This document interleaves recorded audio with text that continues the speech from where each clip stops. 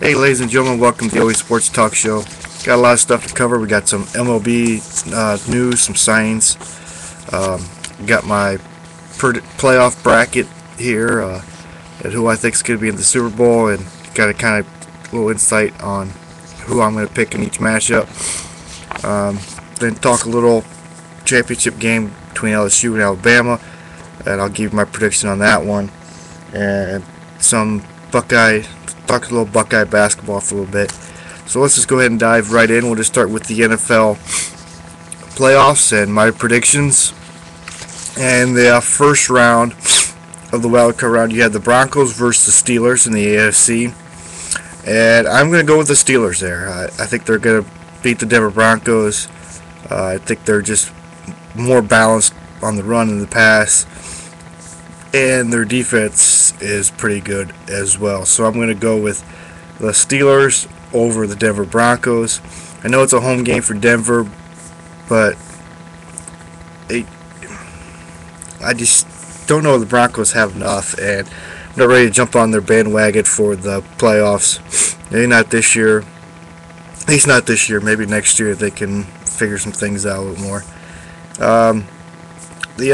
Another wild card game in the AFC is the Texans and the Bengals. You know, the Houston Texans having possibility of starting their third-string quarterback or maybe their fourth-string quarterback. It's not known who's going to start, T.J. Yates or Jake Delhomme.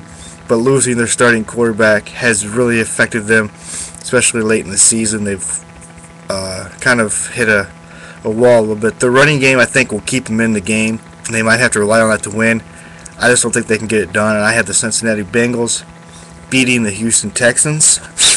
And on to the NFC, we have the Giants versus the Falcons. The Giants have just kind of looked utterly a mess this year. They ended up winning their division, but I just don't know if they can get it done.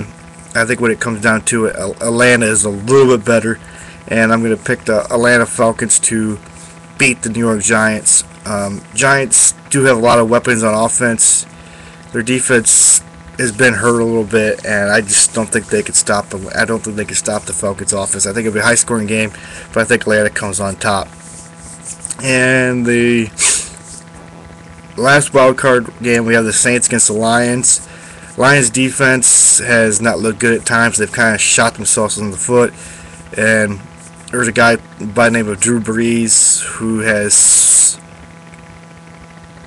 been awesome this year, and I think he's just gonna come out firing. I think he'll light up the scoreboard, and I think the Saints are gonna win big over the Detroit Lions. I think the Lions will play for him for a while, but I think when it comes down to it, Drew Brees and his many weapons are gonna step up late in this game, and they're just gonna roll.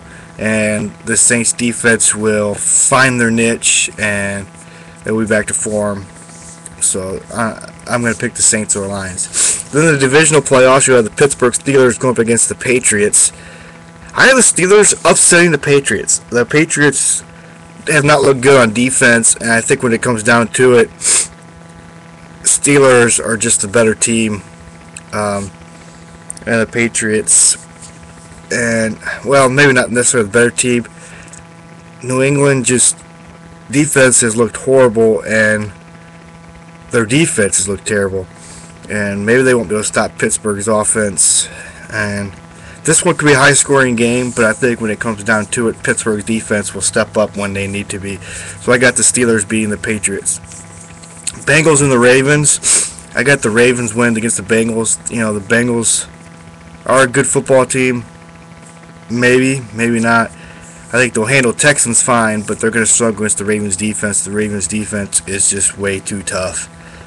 Packers against the Falcons. You can't go against Aaron Rodgers and his many weapons, and I've got the Packers beating the Falcons. The Saints and the 49ers, it's good to see the 49ers back into the playoffs. But when it comes down to it, Drew Brees, again, is just way too good, and the Saints will beat the 49ers. Then I got the Steelers and the Ravens in the conference championship, and I've got the Steelers losing to Baltimore's tough defense. I think when it comes down to it, with they might just rely on Ray Rice and their defense, and I think their defense will get them, and Ray Rice will get them to the Super Bowl. Packers against the Saints. This will be a barn burner of a game, just like it was in Week 1 when these two teams faced off. And it's really a toss-up game. If this becomes the conference championship in the NFC, it's going to be a toss-up. But I think when it comes down to it, the way the Saints have been playing compared to where the Packers have been playing, the Saints got so many more weapons than the Packers do. And it might come down to whose defense gets the key stop late in the game. But I'm going to go with the Saints to beat the Packers. And the Saints are going to get back to the Super Bowl against the Baltimore Ravens. And in the Super Bowl, at defense, I think Baltimore's defense is going to get shred apart by the Saints. And I think Drew Brees will get the Super Bowl, and he will be named the MVP once again, as the New Orleans Saints will win the Super Bowl this year. That's who I pick. Feel free to let me know who you got. Let me know what's going on there. Be interested to see if you have any comments about my picks or anything like that. We can feel free to discuss them with me. On to some MLB news. Here, the Cubs traded Carlos Zambrano for Chris Volstead to the Miami Marlins. They get out of trouble with Carlos Zambrano, and from what I hear, Carlos Zambrano's teammates didn't want him. The Cubs teammates wanted Zambrano out, so Theo Epstein pulled the trigger. The A's signed Coco Chris. The Colorado Rockies signed Casey Blake. So there goes all talks of maybe the Indians getting one of those guys or maybe both those guys, as they're both now off the market. The Rockies traded Greg Reynolds to the Rangers for Chad Tracy, and maybe they're thinking Greg Reynolds can pick up the slack of C.J. Wilson, who they lost to, who signed with the Angels. The White Sox traded Carlos Quentin to the Padres for Simon Castro and Pedro Hernandez. So the White Sox possibly trying to get some young talent in here, and they figured they got some other guys that could fill Carlos Quentin's void. So maybe it's a good trade for both teams. The A's trade Andrew Bailey and Ryan Sweeney to Boston for Josh Reddick, Miles Head, and Raul Arcottrot. So Boston may have got themselves a closer now to replace Johnson Papelbon. We'll see kind of what happens there.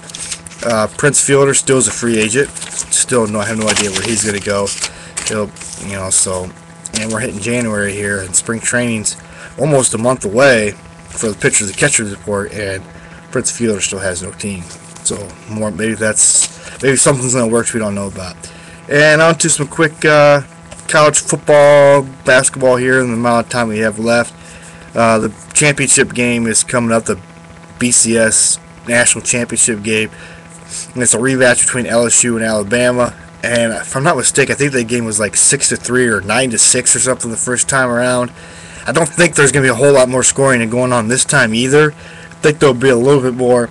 And I have LSU winning 16-13 over Alabama. I think LSU will become the national champion over Alabama. I just think when it comes down to it, the LSU defense this year has just been unbelievable, and it's going to be another low-scoring game, and I'm going to say it's LSU 16, Alabama 13. And the Ohio State men's basketball team takes on Iowa, so they're starting to get to their Big Ten schedule pretty deep here. They did lose to Indiana, and that was just a crazy game, and then they blew out Nebraska. I look for them to do the same to Iowa. I think Iowa might play them for a little bit, but when it comes down to it, you got with Ohio State's great play of Solinger, Thomas, and Buford, and Kraft making things happen. I think the Buckeyes will roll on Iowa tomorrow. That's all the time I have today for you on the Sports Talk Show. I thank you so much for everybody that listens, and I look forward to hearing your feedback and your comments. So feel free to leave them, and as always, thank you for listening. This is OBee out.